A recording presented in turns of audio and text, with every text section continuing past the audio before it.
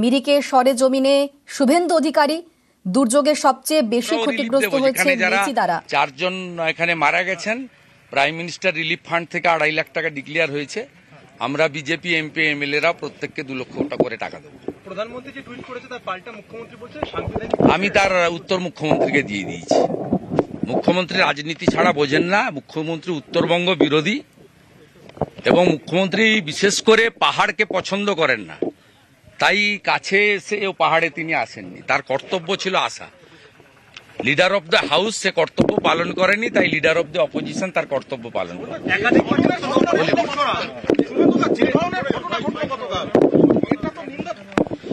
নিন্দার ঝড় গোটা ভারতবর্ষ জুড়ে হয়েছে।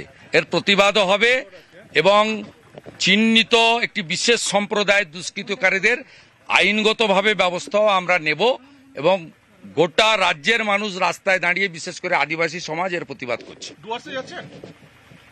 আমার এখান থেকে রিলিফ ক্যাম্প টাচ করে 18 খাই যাব।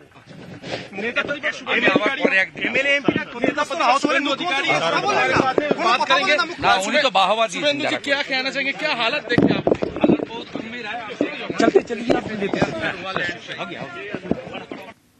যে ছবি দেখছেন মিরিকের মেচিদারায় শুভেন্দু অধিকারী, সরেজমিনে শুভেন্দু, দুর্যোগে সবচেয়ে বেশি ক্ষতিগ্রস্ত মেচিদারা এবং ধসে চাপা পড়ে একই পরিবারের 4 জনের মৃত্যু হয়েছে। আমাদের সঙ্গে এই মুহূর্তে রয়েছেন প্রতিনিধি পার্থ, আরো বিস্তারিত বলবে পার্থ।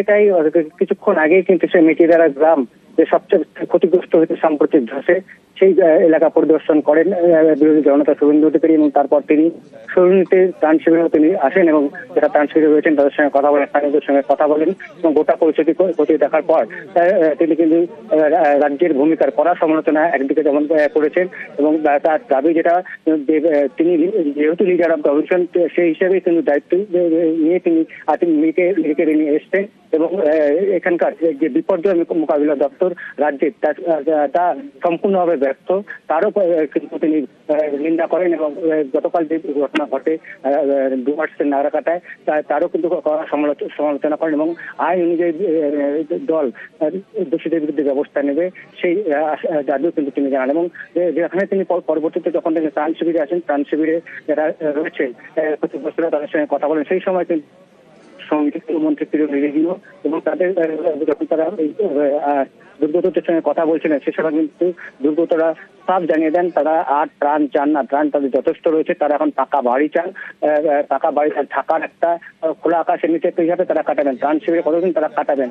দ্রুত জনগণের সামনেই দীপাবলি উৎসব আসছে, ফেস্টিভ্যাল আসছে এবং সেই সময় তার আগে যেহেতু ভাইটিকান বলে একটা বড় উৎসব, সেই তার আগে যেন তাদের থাকার ব্যবস্থা করে দেওয়া হয়। এর আগেও 2009 সালে এই সরুণী চা বাগানে ভয়াবহ ধস হয়েছিল, সেই সময় আশ্বাস মিলেছিল কেন্দ্রের কাছ থেকে, কিন্তু তা আজও 2009 থেকে আজ 2025 আজও কিন্তু তা বাস্তবায়িত হয়নি। তাই তারা এই ত্রাণ তারা চান না, তারা চান পাকা বাড়ি। তারা কিন্তু আজ বিরোধী দলনেতা এবং কেন্দ্রীয় মন্ত্রীর কাছে তারা সেই দাবি রাখলেন। একেবারেই পার্থ, আমরা সেই ছবিতে নজর রেখেছি। এই মেচিদারা, সেখানে দুর্যোগে সবচেয়ে বেশি ক্ষতিগ্রস্ত হয়েছে মেচিদারা এবং একই পরিবারের 4 জনের মৃত্যু হয়েছে ধসে। সেখানেই শুভেন্দু অধিকারী, কিরণ রিজিজু, সরেজমিনে কেন্দ্রীয় মন্ত্রী এবং শুভেন্দু অধিকারী। দুর্গতদের সঙ্গে কথা বলেন তিনি, সব রকম ভাবে পাশে থাকার আশ্বাসও দিয়েছেন শুভেন্দু অধিকারী।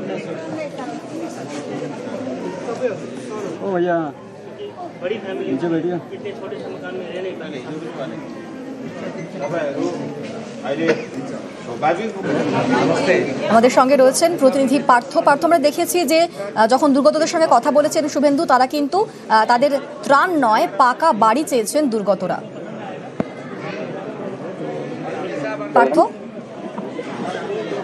একেবারে মানুষ যারা দুর্গত, যারা এই বিপদে রয়েছেন এই ত্রাণ শিবিরে, তাদের কিন্তু একটাই দাবি, ত্রাণ তারা প্রচুর পেয়েছেন। স্থানীয় যে দ্বিতীয় সভাসদ রয়েছেন তারা ত্রাণ দিচ্ছেন, স্থানীয় আশপাশে বাসিন্দারা ত্রাণ এগিয়ে এসছেন, কিন্তু এইভাবে আর কতদিন তাদের এই ত্রাণ শিবিরে থাকতে হবে? আর ত্রাণ শিবিরে নয়, তারা চাইছেন নিজস্ব জমি, নিজেদের পাকা বাড়ি। সেই দাবি কিন্তু তারা যেমন কেন্দ্রীয় মন্ত্রী এবং বিরোধী দলের কাছে রাখলেন, ঠিক তেমনি আমাদের কাছেও কিন্তু একই দাবি তারা রাখলেন, যারা যে পরিবারের 4 জনের সেই পরিবার থেকে শুরু করে অন্যান্য যে বাড়িগুলি ক্ষতিগ্রস্ত হয়েছে ওই এলাকায় মেচিদারা গ্রামে প্রত্যেকেই কিন্তু তাদের গলাতে একটা সুর যে আমাদের আর ত্রাণ নয়, যথেষ্ট ত্রাণ রয়েছে, খাওয়ার কোনো অসুবিধা তাদের নেই, সংকট নেই, কিন্তু তাদের পাকা বাড়ি অবিলম্বে তৈরি করে দিতে হবে, না হলে তারা কোথায় মাথা গুঁজবে। আর ত্রাণ শিবিরেরা কতদিন থাকবেন এবং ছেলেমেয়েদের স্কুল রয়েছে, পড়াশোনা অন্যান্য এরা সকলে অনেকেই আবার চা বাগানে কাজ করেন, তারা কাজে যোগ দিতে যাবেন, কিন্তু আবার সেই গ্রাম থেকে যেহেতু অনেকটা দূরে তাদের ত্রাণ শিবির, স্বাভাবিকভাবে কাজে যোগ দিতে যেমন সমস্যা হবে তেমনি স্কুলে যেতে সমস্যা হবে। তাই তারা দ্রুত, যেহেতু সামনে দীপাবলি, সেই দীপাবলি উৎসবের আগেই তারা চাইছেন তাদেরকে পাকা বাড়ি করে দেওয়া হোক, তাদের নিজস্ব বাড়ি তৈরি করে দেওয়া হোক।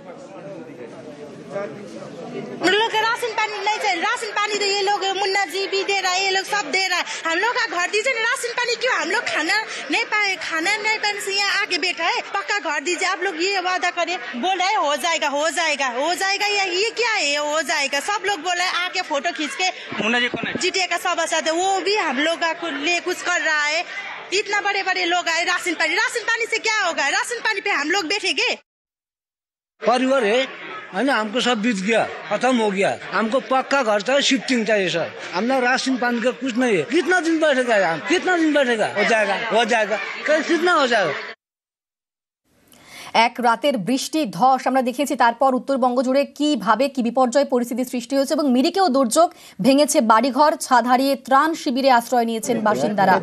এদিন মিরিকের সৌরিনী বাজারে ত্রাণ শিবিরে যান কেন্দ্রীয় মন্ত্রী কিরেন রিজিজু এবং শুভেন্দু অধিকারী।